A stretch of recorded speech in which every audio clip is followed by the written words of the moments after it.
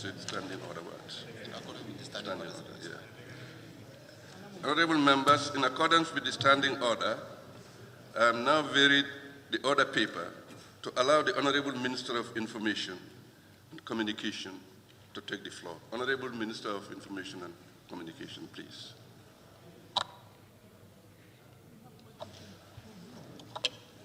Thank you. Question for oral answers continues. The Honorable Minister for Information and Communications Infrastructure.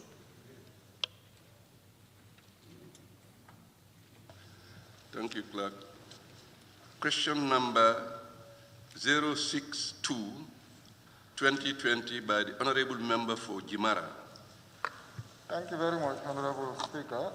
Honorable Speaker, can the Honorable Minister for Information, Communication and Infrastructure tell this August Assembly the measure in place to ensure there is equal opportunities for all opposition parties for the state media, example, GRTS? Thank you so much, Honorable Speaker. And before I proceed to the answer, let me also apologize most profoundly because these answers should have come in the December session of the National Assembly. I was not in the country. Then in the fourth quarter also, I was caught up outside and kind of like literally stranded. Thank God I'm here, and I want to indulge your understanding for this long period that it took for these answers to be provided. Honorable Speaker, I wish to thank the Honorable Member from Jimara for the question. And I have to say that the Gambia Radio and Television Services, the GRTS, being the state broadcaster, is an impartial national media institution with mission to reach all communities within the length and breadth of the country and beyond, which meet expectations, positively impact national development, and generate reasonably sufficient returns for the corporation's financial self-sustainability. In this regard, the GRTS has put in place an editorial policy which accords equal opportunities to all political parties since the dawn of the new era in the Gambia for news coverage. In terms of airtime allocation for political party broadcast or statements, it is executed in consultation with the Independent Electoral Commission, the IEC, during the election cycle, and GRTS will continue to do so to ensure fair play and in fulfillment of the wishes of the political parties and their supporters. Thank you. Thank you, Honorable. Supplementary question, Member for Jimara. Thank you very much. Honorable Minister, I have seen in several occasions where political parties are holding rallies, but then they always write application letters to the GRTS for TV coverage. But then during the rally, you will not see any cameraman or any journalist covering the program during the rally from the state broadcaster. Well, thank you. I do know that of recent there has been a great improvement in terms of visibility of political parties and their activities, especially as they relate to coverage of political party rallies. But what normally happens is that when you are to organize an event, you write specifically to the Director General of the national broadcaster, who will assign a team of reporters and also, of course, a cameraman to cover these events. In most cases, there is always a challenge because GRTS is facing serious resource constraint issues.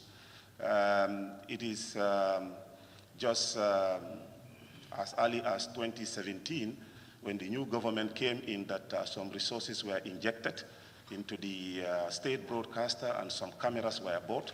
I think 12 new cameras, but some of these things have started wearing and tearing.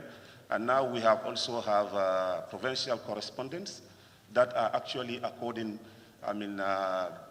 National Assembly, members of, parties of, different persuasions, according them coverage of their activities and also, all other, events of, specific orientation in terms of, their interest to the editorial policy. But yes, there will be some hitches here and there. And it is unfortunate that if all requests are not accorded, but probably it could be due to lack of resources.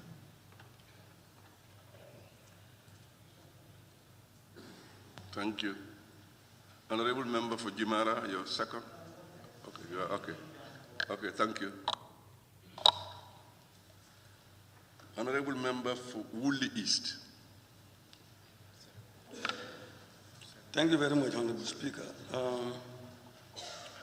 Honorable Speaker, the providing airtime, equal airtime to political parties is a constitutional provision, which means even if there is no election, political parties should be able to have airtime to be able to explain their programs to the electorate. So when would the GRTS commence allocating airtime on a routine basis to political parties to ensure that programs of political parties reach the masses? Thank you. Thank you, Honorable Member. I want to believe that the specificity regarding, real politics normally starts at a specific time allocated for this event, especially when elections are happening. And that's when, in fact, by policy, the GRTS does not even, handle this particular issue. It is the Independent Electoral Commission that works with the respective political parties and the management of GRTS to ensure that every political party registered to take part in competitive elections is actually given equal opportunity on the national broadcaster for citizens to make their informed choices based on the presentation of the information that comes from the respective political parties. Regarding this broader issue of continuous, political party coverage of their activities, this time not news, I think this can be a challenge, I know that. But, nothing is beyond the mandate of this National Assembly. If it is a constitutional matter, I think the management of GRTS should be engaged and then, see what is possible. But I do know that with the trend of the political parties, registration in this country, I think we are now getting to 17. We don't know whether, it would be possible to have that airtime, because airtime also is a limited resource. It's not something that is just unlimited out there. So, this is something that can be worked out, but the logistics can be a nightmare, that I can tell you. Yeah. Thank you. Honorable Member for Banjul South. Thank you very much, Honorable Speaker. Honorable Speaker, the Honorable Minister said that we are in a dawn of a new era. Honorable Minister, I was privileged to have worked at the GRTS as the head of marketing responsible for allocating the airtime and sending out the invoices. And at that time, the executive, the president, was given unlimited time and was never charged, even though I made it a point of duty to send the invoice. Honorable Minister, can you tell us whether that is still the case, or whether all political parties are given equal airtime?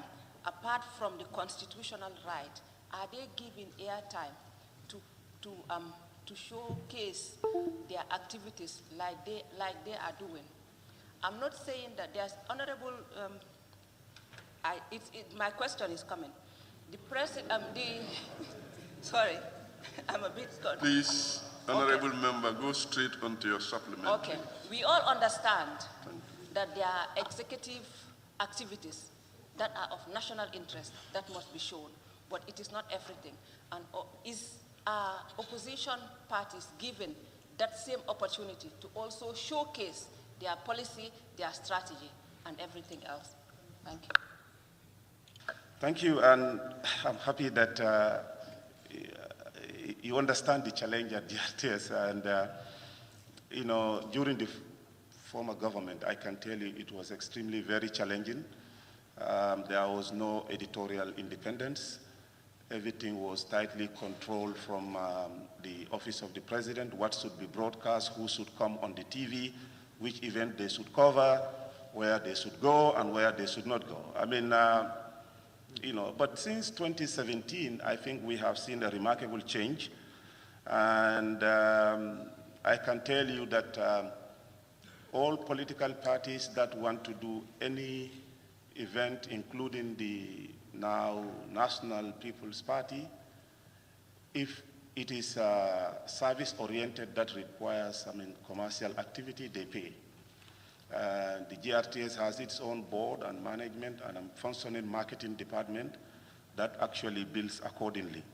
Now, when it comes to visibility of the activities of political parties, yes, this is a constitutional requirement, and of late, I think we have seen a number of coverage of political parties and their events and their rallies.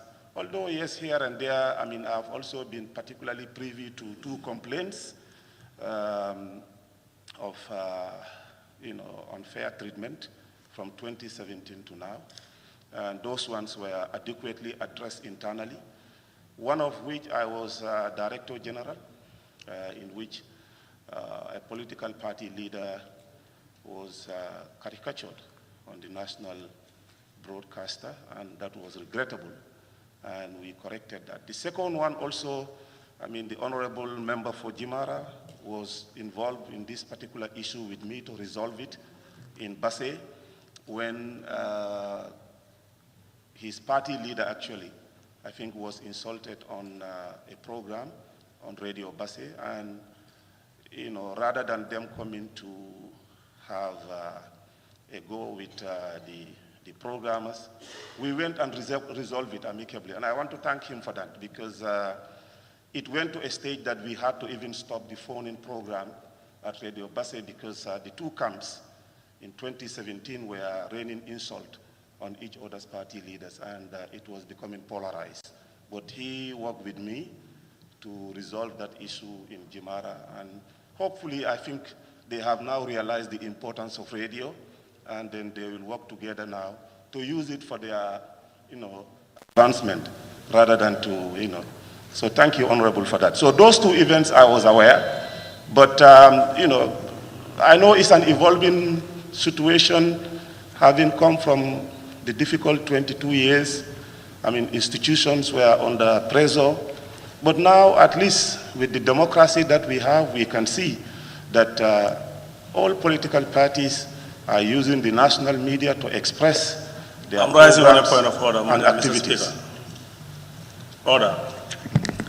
Mr. Speaker, I refer the Parliament to clause 43.3. Honorable Member. Yes, I'm rising on a point of order. Yes, it's an order. I'm rising on an order. Clause 43. Yes. With your point of order, please. Yes, let me refer you to clause 43.3. May I read? The time taken to ask a supplementary question shall be no longer than 1 minute, and an answer to a supplementary question shall be no longer than 2 minutes.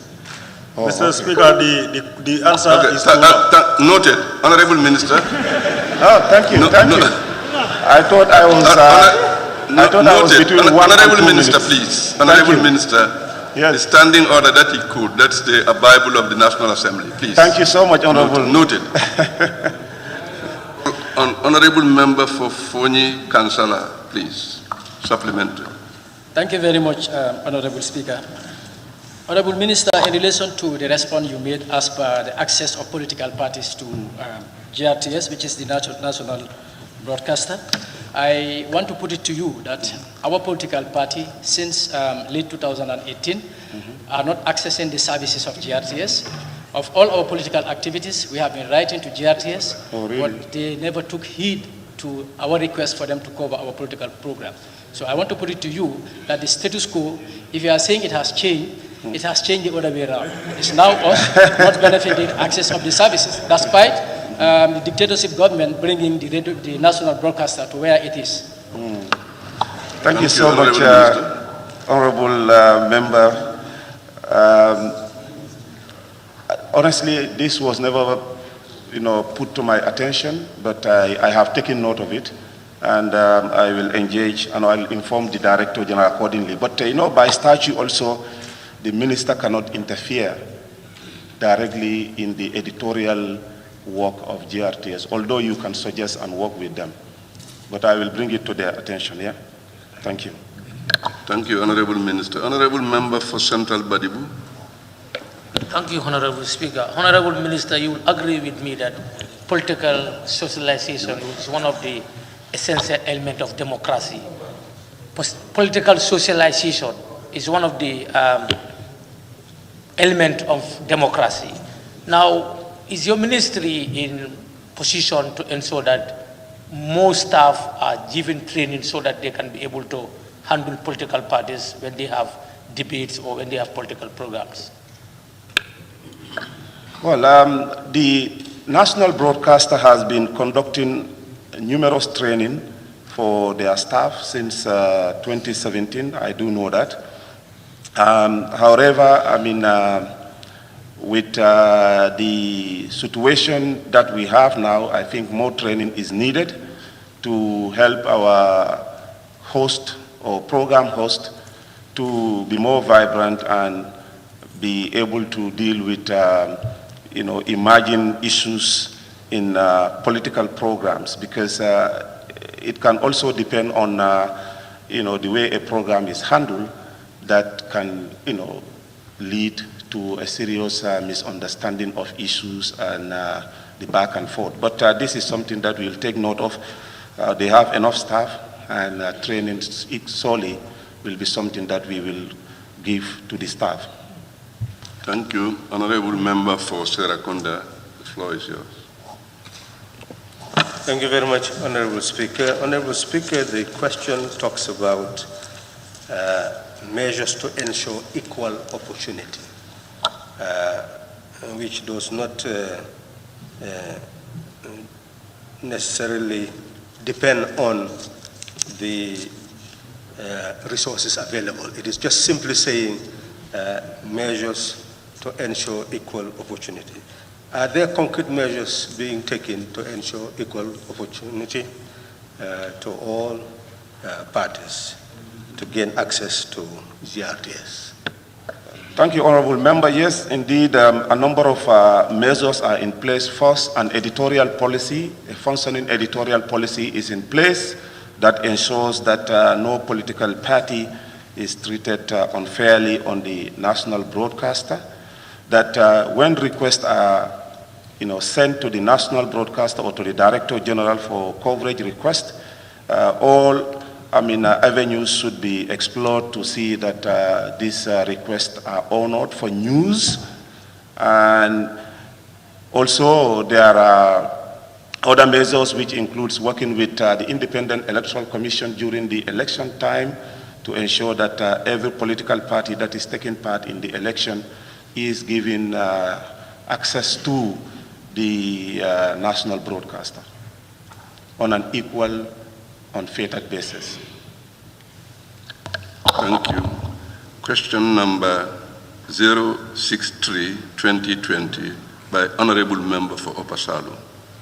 Thank you. Thank you very much, Honorable Speaker.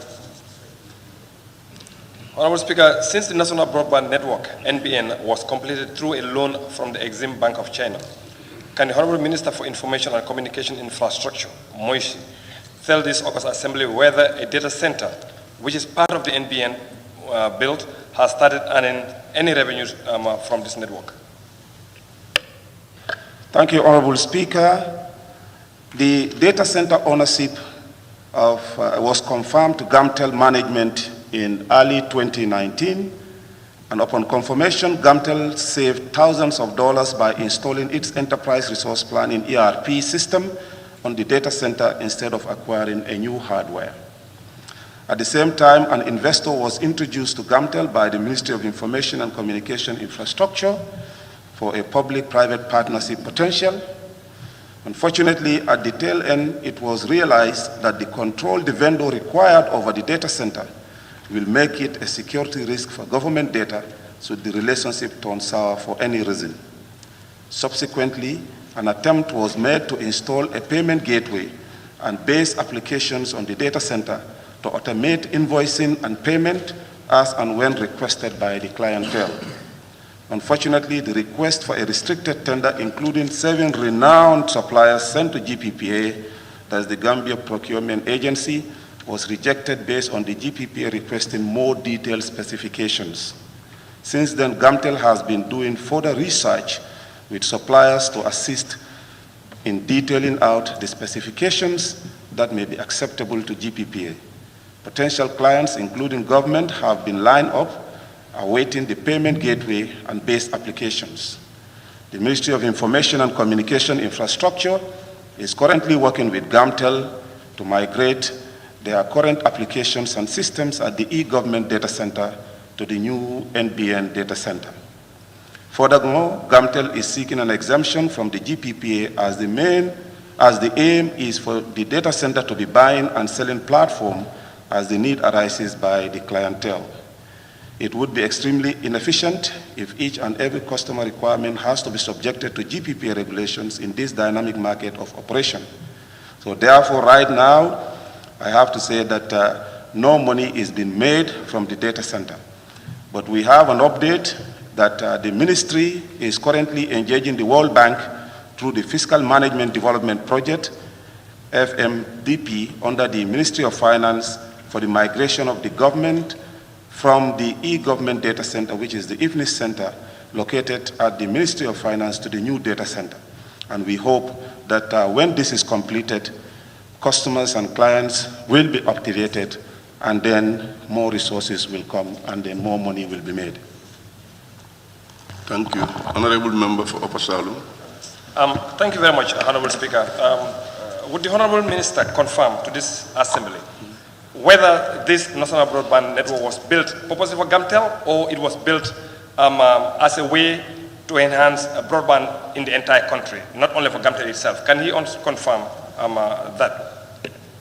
Well, the national data infrastructure, actually, the national broadband network infrastructure was built purposely to enhance the scope of connectivity and activities across the country for end users, not only GAMTEL. GAMTEL is only given the mandate to manage it with its experience and also being the state entity that was identified during the contractual negotiations. Now, yes, challenges are there with this, and the honorable member himself is part of the national consultants that we have engaged to help us map out the new strategies of ensuring that the data center is properly used to its fullest. Thank you. Any honorable member for Upper Salum, second supplementary? Yeah, thank you. Thank you very much, Honorable Speaker, and thank you, Honorable Minister. Now, wouldn't you think, in terms of effectiveness and in terms of being able to deliver on time, wouldn't you think it will be appropriate to create a separate entity for this national broadband network so that the private sector can also tap into with all the things it can bring, instead of actually having to leave it only with GAMTEL? Because it looks like GAMTEL could be the referee and also a player at the same time in the game. So wouldn't you think a separate entity would be in the best interest of the nation? Thank you. Well, the government of the Gambia, through support from the World Bank, last year completed a comprehensive review of the operations of GAMTEL and its management of different facilities under its control, including the national broadband data. And a suggestion has been forwarded to us as a government to look at the possibility of creating an SPV, the special purpose vehicle, that will independently run not only the national broadband network, but the entire fiber infrastructure of this country. Now we have to, critically look into this, because these are national assets that border on security issues. But different options are being explored to ensure that we bring in efficiency in the system, but also without compromising the core security concerns that we have. Because now we are talking about, migrating the health data on the system, the e-learning and a whole lot of government information systems. Now, you have to be very careful to ensure that you don't give this to an entity that can easily compromise data privacy issues. So we are exploring all these opportunities, and then we will accordingly inform the subcommittee that is responsible for ICTs and I think education and the critical players that we work with.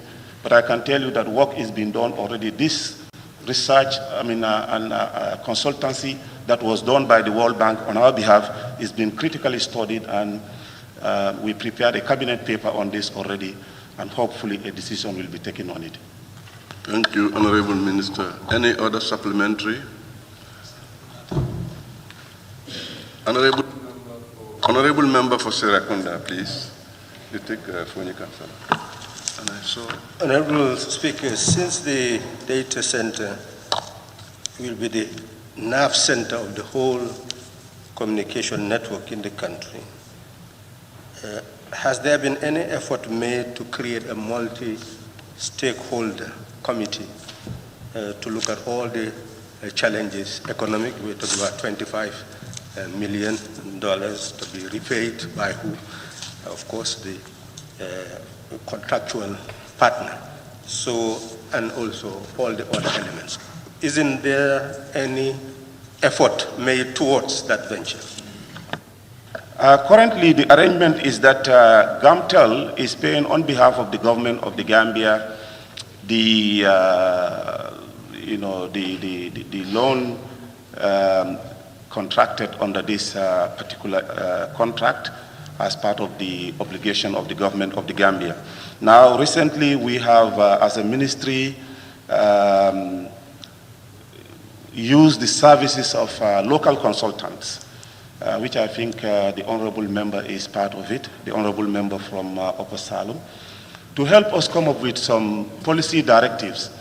This is a multi-stakeholder strategy that we have adopted to help us actually come up with a very robust policy that will help us manage this